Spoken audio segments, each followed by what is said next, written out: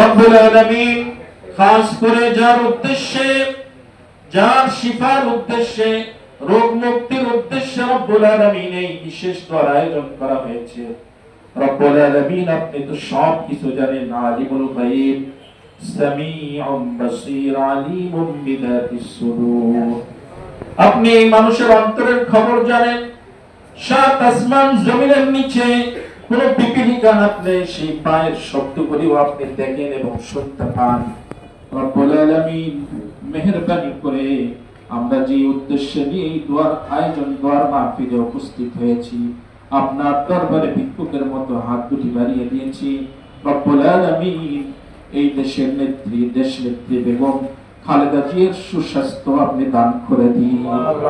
রব্বুল আলামিন সমস্ত রোগ বালা মুসিবত থেকে তাকে হেফাজত করুন। রব্বুল আলামিন আমি কাছে থেকে তাকে তার মাতৃস্নেহ আমি দেখেছি। রব্বুল আলামিন তাকে মাগফিরাত নসিব করে দিন।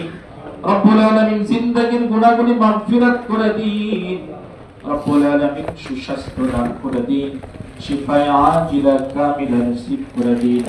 রব্বুল আলামিন আবার সুস্থ হয়ে দেশের রব্বুল আলামিন দায়িত্ব পালন করার তৌফিক দান করে দিন।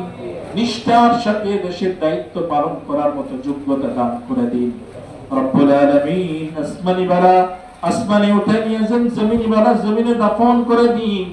রব্বুল আলামিন সুস্থ হয়ে আপনার ইবাদত বন্দেগী করে রব্বুল আলামিন দুনিয়া থেকে রব্বুল আলামিন দেশের দায়িত্ব পালন করে তাকে বিদায় নেওয়ার তৌফিক দান করে দিন। রব্বুল আলামিন তার পরিবারের উপরে শান্তি নাজিল করে দিন।